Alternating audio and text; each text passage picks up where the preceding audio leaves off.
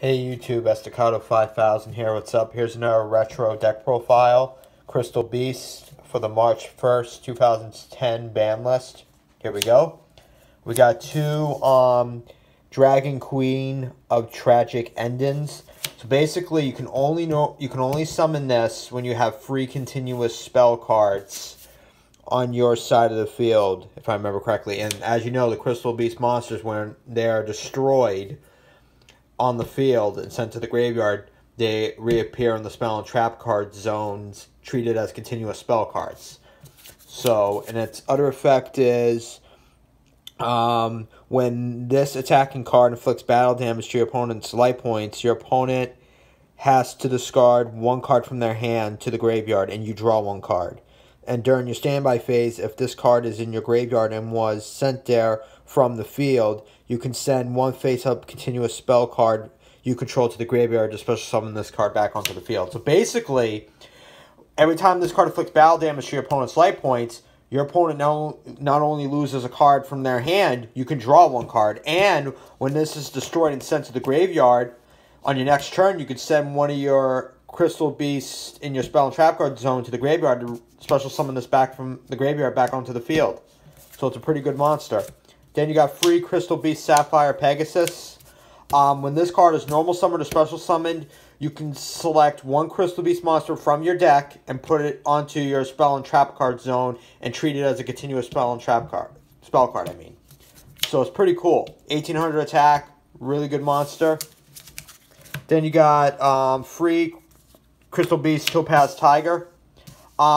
Every time this attacks a monster, your opponent's monster, during the damage step, it gains 400 additional attack points. So this can go up from 1,600 to 2,000 pretty quickly. So it's pretty cool. Then you got free Crystal Beast Amber Mammoth. Then you got two Crystal Beast Amethyst Cat. When this is on the field, by decreasing its attack points in half, this card can attack your opponent directly. So it's pretty cool. Especially combined with Crystal Release. So basically, equip this with Crystal Release, it goes to 2,000. Then by cutting it in half, you can inflict, like, I think 1,000 points of damage. So it's pretty cool. Then you got two Crystal Beast Ruby Carbuncle. When this is placed in the spell and trap card zone, and if it's special summoned from the spell and trap card zone, you can special summon any number of Crystal Beast monsters that are back onto the field that were in the spell and trap card zone. So it's pretty cool. Then you got one Summoner Monk. Its effect is, when it's summoned, it goes right to defense position, and then you can discard one spell card from your hand and special summon one level 4 monster from your deck onto the field. So you can bring out like Sapphire Pegasus or Topaz Tiger, so you got a lot of options. Now that's the monsters. Now for the spell cards, you got free Ancient City Rainbow Ruin. Its effect is, the first effect is, if you have one Crystal Beast monster in your spell and trap card zone, this card can't be destroyed by card effects. The second effect is, it halves your battle damage if you have two Crystal Beast monsters in your spell and trap card zone. If you have three Crystal Beasts in your spell and trap card zone, you can send one of them to the graveyard to negate a spell or trap card activation.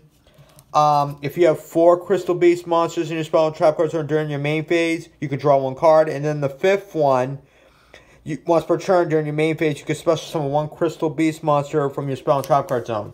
So basically, it's pretty cool. Like, if you have 5 of them, and one of them is Ruby Carbuncle, you could special summon it.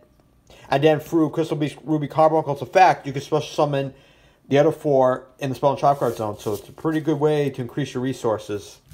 Then you got free rare value. You activate this, your opponent selects one of the Crystal Beast monsters in your spell and trap card zone for you to send to the graveyard. After that is sent, you can draw 2 cards. You can only activate one of these. I think no, you can activate as many of these, actually. I thought it's once per turn. You can only activate this, though, when there are 2 or more Crystal Beast cards in your spell and trap card zone. So that's the only downside, but still a pretty good card. Then you got free Crystal Abundance. The effect of this card is, you send 4 Crystal Beast cards from your spell and trap card zone to the graveyard. Send all cards on the field to the graveyard. Then special summon as many Crystal Beast monsters as possible from your graveyard up to the number of cards that your opponent lost. So basically, if your opponent had like 4 cards on the field at the time you activated this card, you basically can pretty much OTK your opponent right then and there. So it's pretty cool. Unless they have Gores, obviously, or Battle Fader. Then you got Free Crystal Blessing. This effect is select up to 2 Crystal Beast monsters in your graveyard and place them in your spell and trap card zone face up. So it's pretty cool. Then you got True Crystal Beacon. Its effect is if you have 2 or more Crystal Beast monsters in your spell and trap card zone, you can special summon 1 Crystal Beast monster from your deck. So it's pretty cool. Then you got 2 Crystal Release, and it increases a Crystal Beast monster equipped with this card attack by 800. And when this card's sent to the graveyard, you can place 1 Crystal Beast monster from your deck into your spell and trap card zone. Then you got 2 Crystal Tree, 1 Crystal Promise, 1 Mystical Space Typhoon, and then last but not least, 1 Mage Power. Now for the trap cards, you got 2 Bottomless Trap Hole, 2 Phoenix Wing Blast, Mirror Force, and then Torrential Tribute. So that's the build. Hope you all enjoy. More videos coming soon. Later, guys.